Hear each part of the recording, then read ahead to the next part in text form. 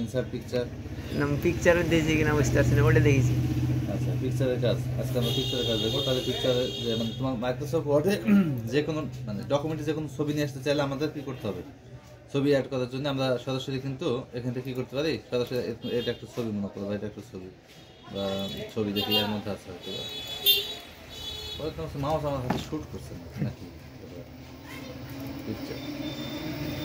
এই যে এটা একটা ছবি, এই ছবিটা তুমি ওয়ার্ড এরকমভাবে ওপেন করে টাইটেল বারে রেখে নিয়ে এসে ধরে নিয়ে এসে এরপর সাইড লিখে নিয়ে আসবে। হ্যাঁ, অথবা তুমি কি করতে পারো, তুমি অথবা যে ইয়ে করতে পারো, এটা ইনসার্টে ক্লিক দিয়ে পিকচারে ক্লিক দিবা, ইনসার্ট পিকচার, দেন পিকচারে ক্লিক দিলে এখানে ইনসার্ট পিকচার নামে একটা ডায়ালগ বক্স আসবে। এই বক্স থেকে তুমি লোকেশন সিলেক্ট করবে, যে কোথা থেকে তুমি ছবি যাচ্ছ, লোকেশন সিলেক্ট করলে ইনসার্টে ক্লিক করবে।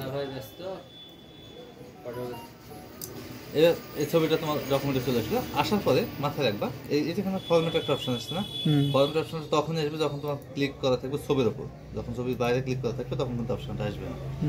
ছবির ওপর ক্লিক করে ফরম্যাট অপশন যখন থাকবে ততক্ষণ তোমার কাজ চলমান।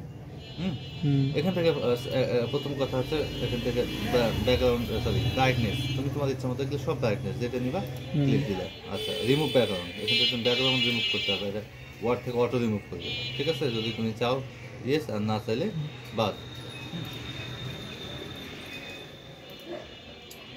আচ্ছা এটা আমরা আন্ডো করি, আন্ডো করে আবার পূর্ব অবস্থায় আসি।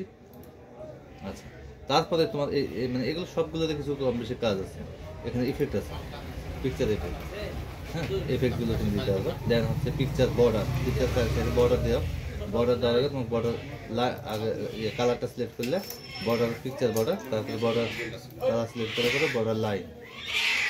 ঠিক আছে, বর্ডার লাইন, পিকচার ইফেক্ট, এখানে পিকচার ইফেক্ট দিতে পারবে, শ্যাডো। এগুলো চুজ করলে কি হবে জানো, নিচে একটা জল চাপ আসছে না, ঠিক আছে, পিকচার ইফেক্ট।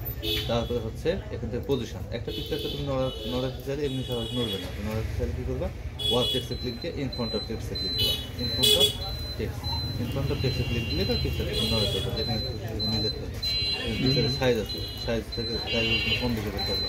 ঠিক আছে, আজকে একটা